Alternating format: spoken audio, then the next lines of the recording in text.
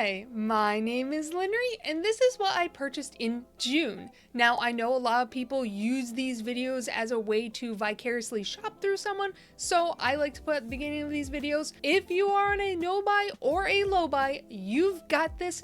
You can stick to it. This month, there is a polish everyone is hyping up, and next month, they will forget about it. Don't let FOMO add something to your cart. Let's get into it. So on July 1st, I took my fiance scavenging hunting, and we hunted high and low for LA Colors Wispy Blue. Now, LA Colors Wispy Blue is still available on their website, but it is cheaper if you can find it in Walmart's and Dollar Generals and stuff like that. It is $1.98 at Walmart, and I was like, I want that bargain. I want that extra deal. And I was able to find 3 of them. I didn't take all of them, okay? I didn't take all of them. They had like 10 of them, and I was like, okay, I'll take 3 because my current Wispy Blue is already beyond the halfway mark, and I have owned that polish for 9 months. Oh my goodness gracious, it is my workhorse, it is my go-to, and I just can't stop reaching for it in nail art, and I'm just like, I want you forever. If I keep the pace I have been using with my Wispy Blue, it's gonna be gone by the end of the year. So I grabbed some backups. I don't like keeping backups in my collection, but a backup of a polish that's $1.98 seems kind of worth it. I do have a review of LA Colors full on jelly collection. It is an absolutely stunning blue jelly polish, and it just goes down so evenly. I have used it in nail art time and time again, and it just keeps coming in handy. I've used it in a pool mani, in a pond mani. It is like back to back, constantly showing up in my dupe it out videos. She's here, and I love her. As just a full manicure polish, I did swatch this out in 3 coats, and it was so beautiful. It went down absolutely stunningly. And as it is a jelly-based polish, you're not supposed to build it to opacity because it's jelly. And obviously it's easily removed with acetone. There's a little quickie review. I really like it. I was also able to find the entire LA Colors Glaze collection. I've had my eyes on this for quite a while, so I wanted to pick it up. And because the store I was in, I can't remember if it was a Walmart or Dollar General or a Five Below. I can't remember because we went to several. But I do have a full review of this entire collection up here, up there, yeah. Honestly, I was truly impressed by all of those polishes, and none of them were like a full-on write-off where I was just like, this polish isn't good. I feel like the marketing behind this collection was a little wishy-washy and a little bit weird because they say they're sheer polishes, but obviously some of them are just toppers and others are sheer polishes. So it was a mixed bag of like, oh, this was supposed to be a topper, this is supposed to be a sheer polish. And we didn't keep our receipts whatsoever from those little shopping journeys. And I can't check the bank account because we purchased more than just nail polish. So I'm just gonna say this is the LA Colors website pricing, which is $3.50. So on July 1st, I spent $38 on nail polish. Technically it was much lower than that, but I can't check. I can't double check. So, you know, that's on past Linry. On July 12th, I bought the Holo Taco Bon Voyage collection. This was an absolutely phenomenal collection. I thoroughly enjoyed it, and I think currently it might be sold out. Something's going wonky with the Holo Taco website. I yesterday checked on unicorn number 1 because I'm recording shorts for this, and I kind of like to see what the brand describes their polish as. And I saw that it was still in stock. It was still fine. Everything was still in stock. Today, everything is sold out, and people are thinking that Holo Taco took it down. So I don't know what's happening. Maybe it's a bug. I don't know when this video is going up, and editing Linry will just be like, it's available. It's no longer available. I don't know. It's just very strange that I checked last night at 6, and now this morning, everything is sold out. Little sus, little weird, but this collection was absolutely phenomenal. And if you feel like you might have missed out, don't worry, Holo Taco normally holds a bunch of these in reserve for their holidays, very cringe, where they open the vault. The vault goes very quickly though, so make sure you know what you want. Again, don't let FOMO add something to your cart. People are gonna come up with dupes of these really fast. I know a couple have been floating around, so don't worry about, don't sweat it. So on July 12th, I spent $94. Now, I can't remember when I got these polishes. I also like to talk about polishes that were gifted to me. And every time my fiance goes to the Family Dollar alone, he comes back with a nail polish. I love that man. He's very, very sweet. So he went to the Family Dollar alone twice. I'm so sorry, babe. And he grabbed me LA Colors Jelly Queen. Since it's not gonna get its own video, I'm just gonna talk about here. LA Colors Jelly Queen is very much what its name suggests, a jelly polish. I wouldn't classify this as a jelly formula. This is a shimmer formula, at least to me in my brain. It has this lovely, lovely purple base with a bright, bright yellow shimmer. Now, this rarely happens to me on stream, but people kept coming into stream being like, "What's on your right hand, Linry? What's on your right hand? What are you wearing, bitch?" So this polish definitely looks absolutely stunning just on camera and stuff like that, and on people's like small screens. I feel like this is a polish that looks very, very good from across the room, and people are able to clock it in tiny, tiny little forms. I could still see my visible nail line, but I kind of assumed I would because it's just labeled jelly right up there. I do think a blurring base coat might resolve that. It's that in between kind of like translucentness that you're just like, will a blurring base coat save me? Maybe not.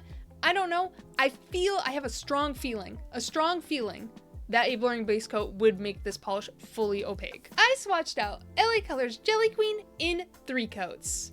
And as it is this big old shimmer polish, it is easily removed with acetone. I prefer a peel off base coat though.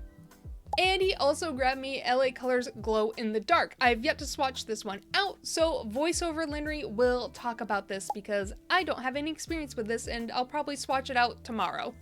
Glow in the Dark is just a topper. You can actually see like how well it applies over black. Like you are barely seeing that glow in the dark pigment. And I think that's to its detriment because this barely glowed. It only glowed over white. My camera's being so generous to it right now over all the other colors. Over white, it was the only polish that I could see actual glow. And it is a gritty glow that died within 30 seconds. I charged it for 2 minutes with my LED ring light, which, you know, that's nice. I can charge off my LED, but it's a glow in the dark. It works, but it's very much like kind of a quick party trick. So in the month of July, I spent $132 on nail polish. And I think I'm pretty much on a low buy for right now. I think I'm gonna pause a little bit on Holo Taco. We'll see. Holo Taco is upping their prices, and I can still buy collections as they come out. If you've been watching my channel for a while, you know I kind of am hit or miss if I purchase a full collection from Holo Taco. If it is limited edition, I do tend to pick it up, but just like I normally wait for Black Friday anyway for Holo Taco because I'm gonna make an order on Black Friday. So I feel like unless Holo Taco truly comes out with a truly special limited edition collection again, I'm probably not gonna purchase from Holo Taco again until November. We'll see. I am so brave and just courageous saying that right now, right here in July. I also like to talk about ad revenue. So how much did I make on YouTube in the month of July? Technically, it's the previous month, how YouTube does it. I'm not technically getting paid for July. I'm technically getting paid for June, but it hits in July, so that's how I've been doing that. That's how YouTube does it. So in the month of July, I made $326.38 off of ad revenue. So thank you guys so much for just interacting with my content, just watching my content in general. That's all. It means so much to me when people are like, "I love your videos." I'm like, what? Mine? No. Honestly, I mean it so much when I say I hope you enjoy my video because that's all I want. That's all I want is you to enjoy my video. Also, I've been experimenting with posting short form content, and honestly, I'm finding it's pretty fun. Honestly, I am struggling with the 3 minutes that YouTube forces me to stay in. TikTok, you can go much longer, so I'm not able to like just talk. And it's just mostly brass tacks in my shorts. I am finding something really strange though. It seems like the comment section in shorts is much more aggressive and just angry. I don't know why. I receive far more hate comments in my shorts than anything else. I don't know. Occasionally I'll get a hate comment in my YouTube videos. That's fine. It's whatever. It's the internet. But on shorts, it feels like every time I post a short, I will get 2 to 3 comments that are just like, fuck you. I don't understand it. 99% of the comments I get are 100% positive, and I don't need a hub box, you know, like if people have criticisms, that's fine. But I do find a lot of those comments are just aggression. It's not like, oh, this would help or blah, blah, blah, like general criticisms. It's mostly like, you're a stupid bitch. I've been called worse on the internet, okay? Come for me. But it is really strange just how aggressive short form content commenters are.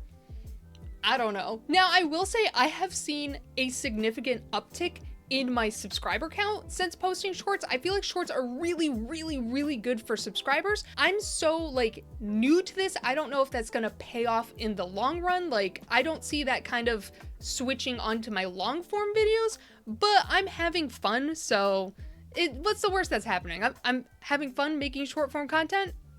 But if you're interested in making short form content, I would definitely make sure you have a bit of a thicker skin for this, because that's the only reason why I'm talking about, because I know like a lot of people ask me like quite often like, oh, I want to start making videos.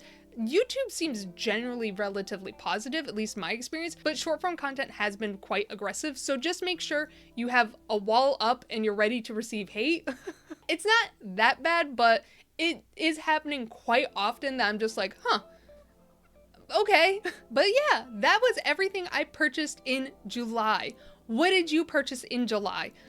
Did you pick up the Holo Taco Bon Voyage collection? I know a lot of people did, and it seemed like people were generally kind of excited. Honestly, it seemed like a mixed bag. People seem to love the polishes, but hate the theme. So let me know how you felt about that collection. And if you are on a no buy or a low buy, what did you wear? What was your #1 polish that you wore this month? Or your favorite nail art? I hope you enjoyed my video. Bye! So on July 1st, I took my fiance scavenging hunting? So on July 1st, I took my fiance scavenger. So on July 1st, I took my fiance scavenger. And I do have, now as just a full manicure polish, I did swatch it out in 3 and as this is just glow in the dark. Fuck you, camera was saying, whoops.